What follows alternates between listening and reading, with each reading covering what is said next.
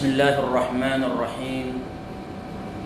الحمد لله نحمده ونستعينه ونستغفره ونتوب إليه ونعوذ بالله من شرور أنفسنا ومن سيئات أعمالنا. من يهده الله فلا مضل له ومن يضلل فلن تجد له وليا مرشدا. أما بعد، السلام عليكم ورحمة الله وبركاته. Mga magulang at kapatid sa pananampalatayang Islam, andito naman tayo para purihin si Allah subhanahu wa ta'ala at ipanalangin si Propeta Muhammad sallallahu alaihi wasallam na sumakanya nawa ang kapayapaan at habag ni Allah subhanahu wa ta'ala sampo ng kanyang mga kasamahan at pamilya at sa lahat ng tumatahak sa kanyang landas. Mga magulang at kapatid sa pananampalatayang Islam, gaya ng nakasanayan natin, ito ay pagpapatuloy sa ating tinatalakay patungkol sa usul, aqidat, ahlus sunnah wal jamaa o di kaya ang pamantayan ng Islam. Huwag nating kalilimutan, kaya natin ito tinatalakay upang sa gayon ay maisabuhay natin ng maigi ang ating pagkamuslim. Isa rin sa layunin natin dito upang hindi tayo nalalayo sa tunay na katuruan ng Islam na iniwan sa atin ni Propeta Muhammad sallallahu alaihi wasallam at hindi tayo naguguluhan sa mga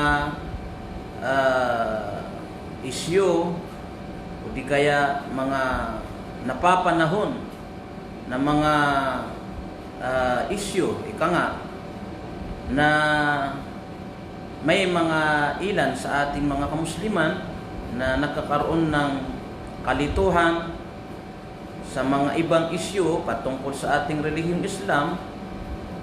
Dulot ito ng kawala ng kaalaman sa mga pangunahing aral ng Islam o di kaya kung sabihin natin ay yung mga pamantayan ng Islam. Kung kaya natin sinisikap mga magulang at kapatid sa pananampalatayang Islam na maipaliwanag sa pinaka-maiksi na pamamaraan, pinaka-magaan na pamamaraan ang mga saligan ng Islam, mga pamantayan ng Islam, upang tayo ay hindi nalilito, hindi naguguluhan doon sa mga sinasabi natin na mga usaping pangrelihiyon na dito sa ating relihiyong Islam. So mga magulang at kapatid, doon tayo nagtapos nung nakaraang lecture natin doon sa pagbabawal ng Islam sa sinumang tao na magpanggap na siya ay may kakayahang alamin ang mga lihim na bagay. Okay? Ito po ang pagkakasabi, i'tiqad wa sidqil munajjimin wal kuhani kufr.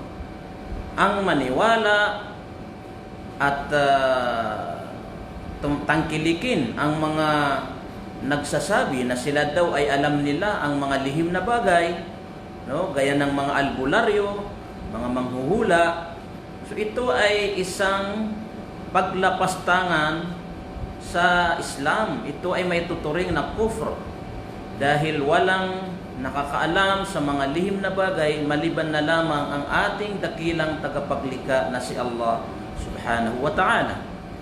So mahigpit po na ipinagbabawal sa Islam ang magsabi o kaya magpanggap na mayroong kang kakayahan na alamin ang mga lihim na bagay. So diyan po tayo nagtapos noong nakaraang lecture natin. So ngayon ang tatalakay naman natin, ano nga ba ang tamang pananaw ng isang Muslim? Ano ang tamang pananaw ng isang Muslim pagdating sa tinatawag na al-wasila Al-wasila, ang ibig sabihin ng al-wasila, ito yung pagtatakda ng tagapamagitan sa pagitan mo at ng pagitan ni Allah subhanahu wa ta'ala. Yan ang ibig sabihin al-wasila. O di kaya yung gagawa ka ng mga hakbang bilang tagapamagitan mo at si Allah subhanahu wa ta'ala. Yan ang ibig sabihin na al-wasila. So dahil ito ay isa rin sa mga napapanahon na issue, so kailangan medyo bigyan natin ng kaunting paliwanag kung ano nga ba ang tamang pananaw ng Islam, ano ang tamang pamantayan nating mga Muslim dito sa tinatawag na al-wasila o di kaya at-tawassul. Okay? So una, mga mahal na kapatid at magulang sa pananampalatayang Islam, ang tawassul o pagtatakda o paggamit ng tagapamagitan sa iyo at ng tagapaglikha ay nahahati sa tatlong anyo, o kaya mayroong tayong tinatawag na tatlong klase ng tawassul. Okay? Unang klase ng tawassul ay yung tinatawag na tawassul al-mashru'. Ito yung tawassul na kung saan ipinag-uutos ng Islam o di kaya pinahintulutan ng Islam. Yan ang ibig sabihin na at-tawassul al-mashru'. So ano nga ba ang mga ginagamit natin na bilang tagapamagitan sa atin at ng tagapaglikha na ito ay pinapayagan sa Islam. Okay? Isa rito yung at-tawassul ilallah subhanahu wa ta'ala bi asma'ihi wa sifatihi aw bi amalin salihin min al-mutawassil aw bi du'a'il hayy salih. Okay, so tandaan po natin yan mga mahal na kapatid at magulang sa pananampalatayang Islam, sapagkat ito lamang ang pinapayagan sa Islam na pamamaraan ng tawassul. Okay. Sinasabi dito na ang tanging pinapayagan lamang sa pamamaraan ng tawassul ay ang gamitin ang mga magagandang pangalan ni Allah subhanahu wa ta'ala at ng kanyang mga matataas na katangian. So, yan po ay pinapayagan sa Islam. Halimbawa, kung ikaw ay mananalangin kay Allah subhanahu wa ta'ala, ikaw ay pinapayagan na gamitin na ang mga pangalan ni Allah subhanahu wa ta'ala. Katulad na sabihin mo, Ya Allah na pinakamaalam. Okay, Ya Allah na pinakamaalam. Sapagkat si Allah subhanahu wa ta'ala, kabilang sa kanyang mga pangalan ang Al-Alim. Siya ang pinakamaalam. Ya Allah na pinaka mapagpatawad, Al-Ghafur, yung pangalan ni Allah subhanahu wa ta'ala na Al-Ghafur. So yan ay pinapayagan sa atin sa Islam na kapag tayo ay mananalangin kay Allah subhanahu wa ta'ala, gagamitin natin yung kanyang mga magagandang pangalan upang sa gayon ay tanggapin niya ang ating mga dua, ating mga panalangin. Gayon din yung kanyang mga katangian, no? Nakalakip ng kanyang mga pangalan. So si Allah subhanahu wa ta'ala, katangian niya na siya ay nakakakita. So kapag tayo ay mananalangin, pwede natin sabihin, Ya Allah, na nakikita niya ang lahat ng bagay. So yun, yung kanyang katangian na siya ay nakakakita, so pwede natin gamitin bilang tawassul kay Allah subhanahu wa ta'ala. So malinaw mga kapatid at magulang sa pananampalatayang Islam na ang tanging pinapayagan lamang sa tawassul o paggamit ng mga paggamit ng kung sabihin natin apila kay Allah subhanahu wa ta'ala. Siguro yun ang pinaka mas madaling maunawaan natin, yung paghingi ng pag-apila kay Allah subhanahu wa ta'ala. So pwede natin ang pinapayagan lamang yung kanyang mga pangalan at ng kanyang mga katangian. Pangalawa na pinapayagan sa atin bilang Muslim ay yung amalun salihun minal mutawassil. Yung ating mga magagandang gawain. Halimbawa, mananalangin ka, Ya Allah, tanggapin niyo po ang aking dua, no? Dahil sa aking mga pagsamba sa inyo. dahil sa aking mga takot sa inyo. So, yun, pwede yan sa Islam na habang ikaw ay nananalangin kay Allah subhanahu wa ta'ala, ay binabanggit mo yung mga nagagawa mong mga pagsamba sa Kanya. Ya Allah, dahil ako ay nagsusumikap na mag-ayuno, nawa ay tanggapin mo sa akin aking mga pagsamba, aking mga dua. Ya Allah, dahil ako ay gumigising sa madaling araw, no, upang ikaw ay sambahin, tanggapin mo sa akin ang aking mga dua. Yun ang pinapayagan sa Islam. Yun. At tawassulu bi'amalin salihin minal mutawassil. Okay? Isa rin sa pinapayagan na tawassul sa Islam, mga magulang at kapatid sa pananampalatayang Islam, ay yung du'aul hayyis salih, yung panalangin ng isang matuwid na mananampalatayang Muslim para sa iyo. Halimbawa, pwede ka lumapit sa isang imam na buhay, o kaya ustad na buhay, o di kaya kahit sinong Muslim na sa tingin mo palasamba kay Allah subhanahu wa ta'ala. Pwede ka lumapit sa kanya, sabihin mo sa kanya, kapatid, pwede bang ipagdua mo kay Allah subhanahu wa ta'ala na pagalingin niya ang aking karamdaman? Kapatid, pwede bang ipanalangin mo kay Allah subhanahu wa ta'ala na pagaanin niya sa akin ang aking mga problema? Ustad, imam, ganun, pwede yun. Buhay buhay. Ang tinutukoy natin dito, yung matuwid na Muslim na buhay, ay pwede tayo lumapit sa kanya upang hilingin sa kanya na manalangin kay Allah subhanahu wa ta'ala para sa atin. So yan ang pinapayagan sa Islam na tawassul. Tandaan po natin, mga magulang at kapatid sa pananampalatayang Islam, yan ang tinatawag natin na at-tawassulul masyru', na tanging ito lamang ang pinapayagan sa Islam. Okay, so nakuha natin yung unang bahagi ng tawassul na pinapayagan sa Islam. Pangalawa na uri o klase ng tawassul, yung tawassul al-bid'i, yung mga paggamit ng pag-apila kay Allah subhanahu wa ta'ala o tagapamagitan, na ito ay bid'ah, ito ay innovation. Hindi ito ginawa ni Propeta Muhammad sallallahu alaihi wasallam, hindi rin ginawa ng kanyang mga sahaba. Okay? So,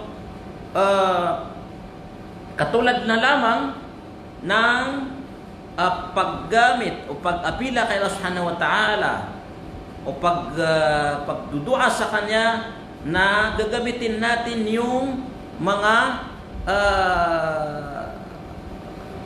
yung tinatawag natin na mga katangian ng mga propeta o kaya mga himalan ng mga propeta. Okay? O kaya yung mga salihin, o kaya yung kanilang mga, halimbawa sasabihin mo, Ya Allah, tanggapin mo ang aking dua. Tanggapin mo ang aking dua, Ya Allah, dahil lamang kay Adam. Kay Adam alayhi salatu wassalam. O dahil sa mga magagandang katangian ni Propeta Muhammad sallallahu alaihi wasallam. Ya Allah, tanggapin mo ang aking dua, no? Dahil sa pangalan ni Adam, pangalan ni Propeta Muhammad sallallahu alaihi wasallam, sa pangalan kahit sino mang propeta na pinadala ni Allah subhanahu wa ta'ala dito sa mundo, hindi maaaring gamitin na tagapamagitan sa atin at ni Allah subhanahu wa ta'ala. Okay? Hindi mo po pwede sabihin, Ya Allah, tanggapin mo sa akin ang aking dua dahil sa pangalan ni Adam o sa pangalan ni Propeta Muhammad o kaya sa pangalan ni Isa alayhi salatu wassalam. So yan po ay bid'ah. Hindi po yan ginawa ni Propeta Muhammad. Never na nagdua si Propeta Muhammad sallallahu alaihi wasallam kay Allah at sinabi niya, Ya Allah, tanggapin mo ang aking dua sa pangalan ni Adam o sa pangalan ng aking tatay na si Ibrahim. So hindi po yan ginawa ni Propeta Muhammad sallallahu alaihi wasallam. Pagkatapos ni Propeta Muhammad sallallahu alaihi wasallam, gayon din ang mga sahaba, hindi sila kailanman nanalangin kay Allah subhanahu wa ta'ala at sinabi nila, Ya Allah, tanggapin mo sa amin ang aming dua sa pamamagitan ng pangalan ni Propeta Muhammad sallallahu alaihi wasallam. Okay? So, kung hindi nga po pwede, ang mga propeta, lalong hindi po pwede yung iba sa kanila katulad ng mga salih, yung tinatawag natin ng mga awliya, no? Halimbawa, sabihin mo, "Ya Allah, tanggapin mo ang aking dua sa pangalan ng Sheikh na yumao," no? Sa pamamagitan ng pangalan ni Sheikh na yumao. Kung mayroong kang kinikilalang sheikh, katulad ng ginagawa ng mga ibang mga nagsasabi ng mga Muslim, katulad ng mga Sufiyun o kaya mga Sufism, na sa halip na manalangin sila at gamitin nila yung mga pangalan ni Allah Subhanahu wa Ta'ala, sino ang kanilang tinatawag? Sinasabi si Abdul Qadir Al-Jailani. Maririnig mo sa kanila, "Rabbana taqabbal minna du'aana dhi barakati Sheikh Abdul Qadir Al-Jailani." Oto. Yun, napansin natin sa dulo ng kanilang dua, ang tinatawag nila yung mga kinikilala nilang Sheikh katulad ni Abdul Qadir Al-Jailani, si Al-Badawi, at mga iba pang kinikilala daw nila na mga awliya o mga salihin. So yan po ay hindi po pwede sapagkat wala po yan sa katuruan ni Propeta Muhammad sallallahu alayhi wasallam.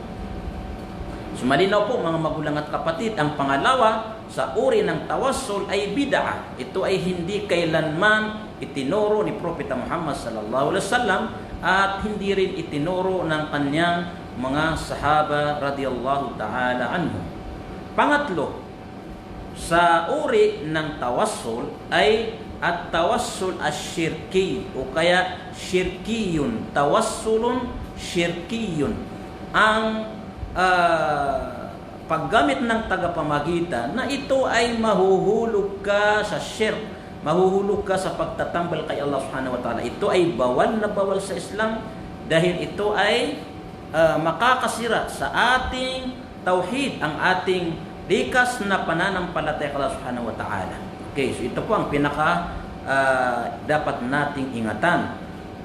Ano po ang halimbawa nito? Ito yung ittikhadul amwat wasaitun fil ibada, yung ginagamit mo yung mga patay, no?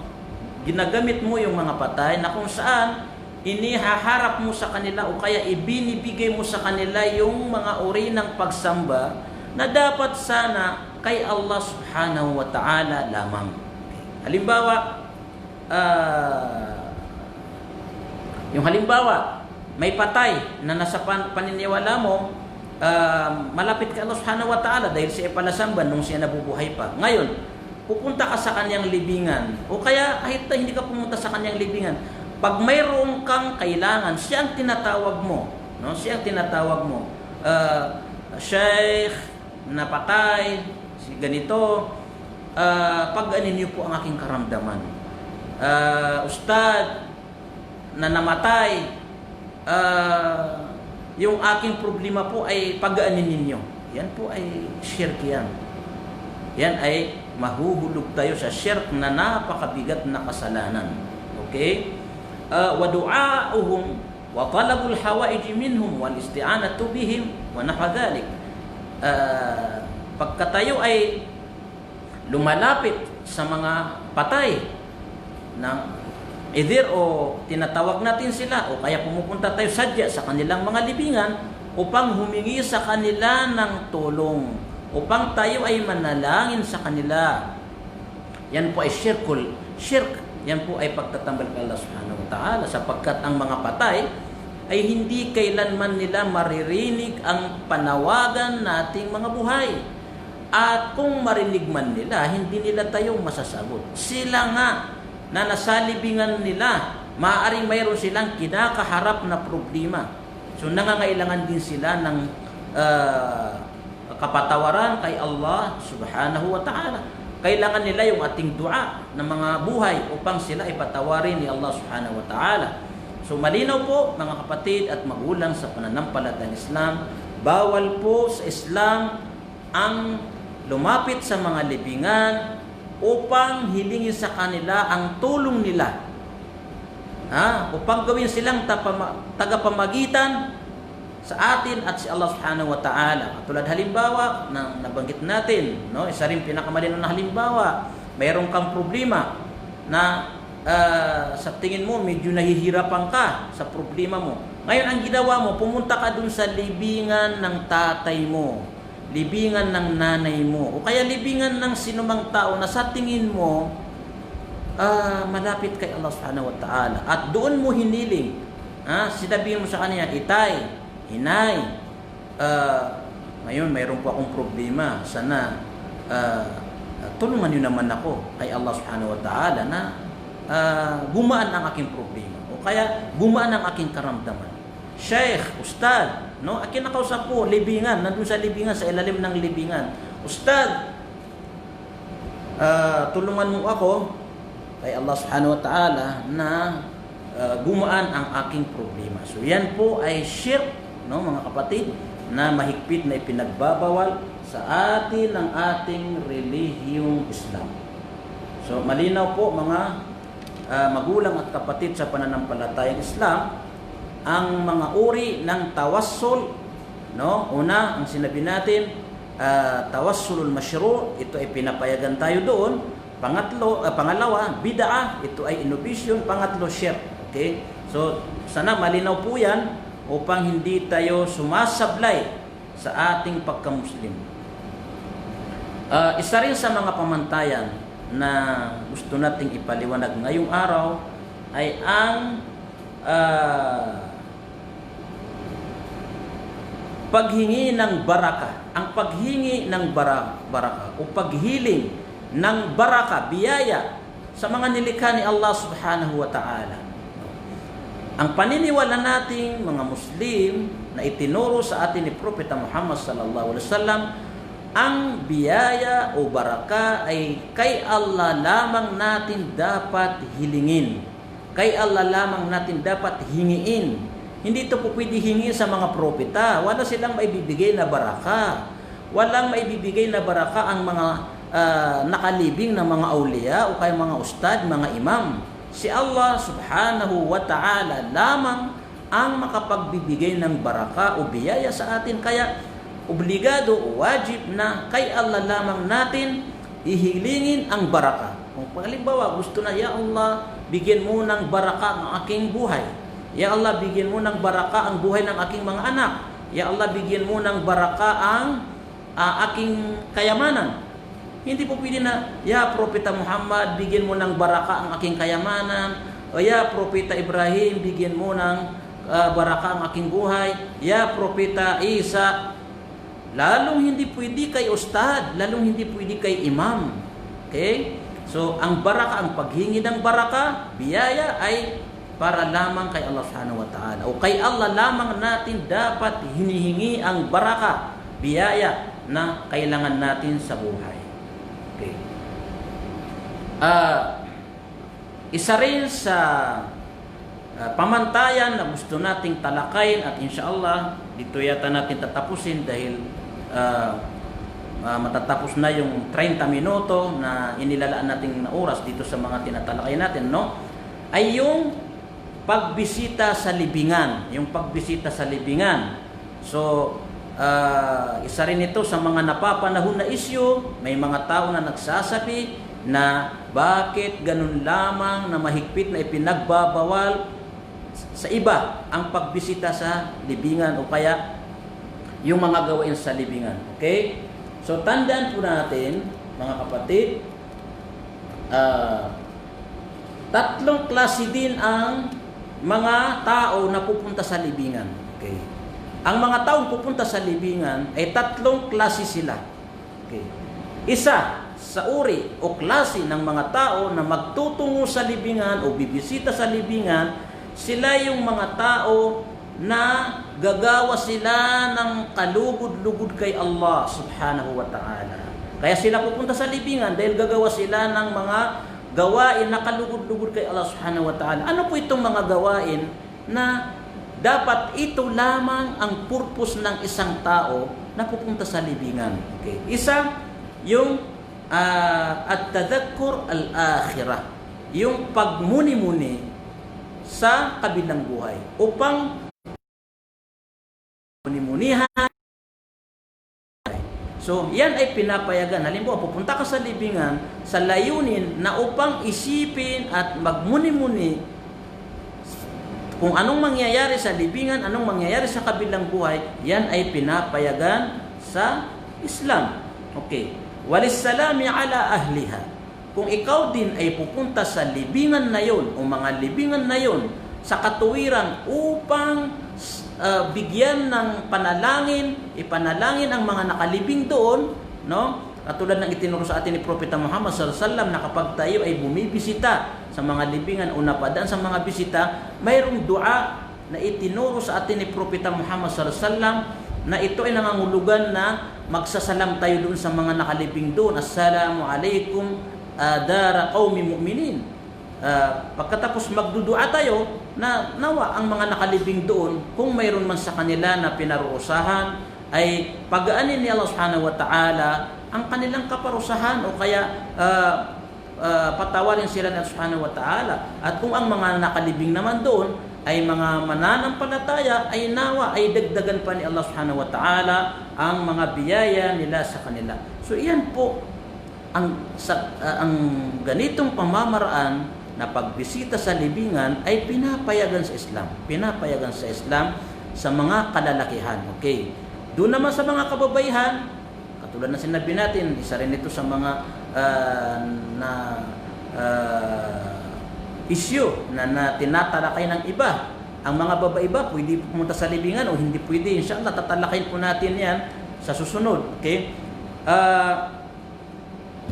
Pangalawa, napupunta sa libingan. Pangalawang klase ng mga tao na pupunta sa libingan, sila ay pupunta doon upang gumawa ng mga bid'a, mga innovation na hindi naman ginawa ni Propeta Muhammad sallallahu alaihi wasallam at hindi rin ginawa ng mga sahaba. Okay, at tulad halimbawa ng qasdul ibadati lillahi ta'ala wa taqarrub ilayhi indal qubur. Yung halimbawa, magsasadya ka na pupunta ka doon sa libingan para magdasal doon, no? Pupunta ka sa libingan para magdasal doon. Yes, kahit ang dahilan ng pagdarasal mo doon sa libingan ay sa layunin na para kay Allah subhanahu wa ta'ala, subalit hindi ginawa ni Propeta Muhammad sallallahu alaihi wasallam na siya ay magsasadya na pupunta sa libingan upang magdasal doon. Okay. So, ang lugar kung saan tayo magsasala ng sunnah ay sa masjid o kay sa bahay, hindi sa libingan. Okay? Maliban na lamang yung mga, halimbawa, may namatay, nakamag-anak o kaibigan, ngunit ikaw ay na-late, nadilid ka, hindi mo naabutan yung pagsasagawa ng salatul janaza sa kanya at doon mo siya inabutan sa libingan, pwede ka magsalatul janaza doon. Salatul janaza, doon sa libingan. O salatul ghaib, doon sa libingan. Okay. Pero kung halimbawa, sadya lang na kada bisita mo doon sa libingan na yun ay magsasala ka ng sunnah, hindi po yan itinuro ni Propeta Muhammad, hindi kaugalian ni Propeta Muhammad sallallahu alaihi wasallam, hindi rin kaugalian ng kaniyang mga sahaba. Okay. O di kaya magbabasa ka doon ng Quran, pupunta ka sa libingan, magbabasa ka ng Quran, no? At ang layunin mo, yung mga gantimpala na babasahin mo doon sa mga binabasa mo doon, ay para doon sa mga nakalibing doon. Bid'a po yan, hindi po yan ginawa ni Propeta Muhammad sallallahu alaihi wasallam. Katulad ng sinabi natin, ang tanging ginawa lang ni Propeta Muhammad sallallahu alaihi wasallam at ng kanyang mga sahaba, nung sila ay bumibisita sa mga libingan ng mga sahaba o kanilang mga dun sa Baqi o kaya sa Uhud, ay ipanalangin ang mga nakalibing doon at gunitain ang kabilang buhay. So, yan ang mga gawain na ipinagbabawal. Gayon din, yung paglalagay ng mga kandila, mga ilaw sa libingan, yung pagdadala ng pagkain sa libingan, yan ay lahat ng mga iyan ay bid'ah, innovation, pagbabago sa relihiyon na kailanman hindi itinuro ni Propeta Muhammad sallallahu alaihi wasallam. Kung kaya ito ay ipinagbabawal ng Islam sa atin dahil ito ay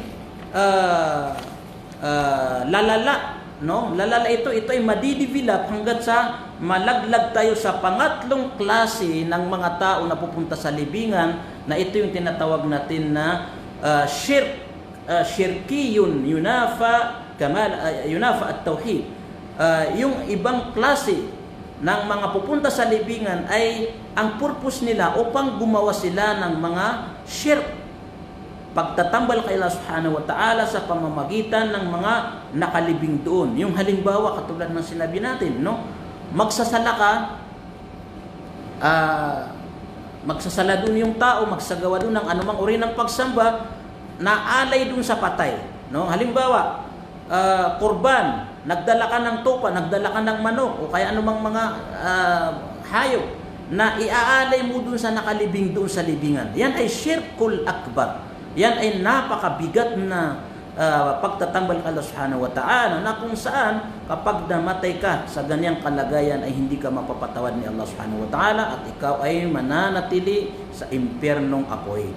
Mga mahal na kapatid at magulang sa pananampalataya, isa rin sa anyo na pagbisita sa libingan na ito ay shirk o matatawag na pagtatambal kay Allah subhanahu wa ta'ala, yung pagsasagawa ng tawaf, no? Lumilibot ka doon sa libingan na tinatawag mo yung patay, katulad ng ginagawa ng mga Shia. Tinatawag, umiikot sila doon sa libingan ni Imam Hussein o kaya sinumang mga kinikilala nila daw nila ng mga imam, at tinatawag nila ya Hussein, ya Hussein, ya Hussein. Gayon din yung mga Sufism, pupunta sila doon sa libingan ng sheikh na kanilang kinikilala, ya Badawi, ya Badawi, ya Badawi, ya Abdul Qadir al-Jailani.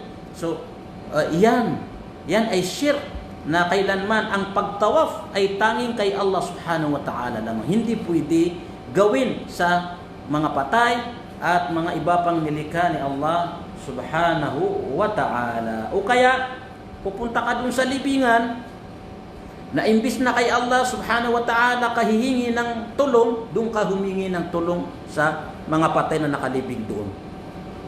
No? So, tandaan po natin na magkaiba yung unang sinabi natin na pupunta ka halimbawa sa libingan ng isang sheikh at sabihin mo, Sheikh, hilingin mo kay Allah na pagalingin niya ako. Yun ay bid'ah. Pero yung sabihin mo, Sheikh, pagalingin mo ako.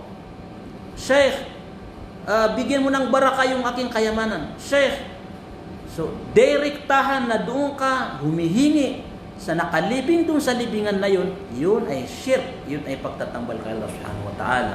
So mga minamahal naming magulang at kapatid sa pananampalatayang Islam, nawa mayroon tayong napulot na aral dito sa tinatalakay natin na mga pamantayan ng Islam. Nawa maisabuhay natin ng Islam alinsunod sa turo ni Propeta Muhammad sallallahu alaihi wasallam. So dito natin tatapusin ang ating tatalakay ngayong araw. Wa akhiru da'wana anil hamdulillahi rabbil alamin. Subhanakallahumma wa bihamdika nashhadu an la ilaha illa anta nastaghfiruka wa natubu ilaik. Wassalamu alaikum warahmatullahi wabarakatuh.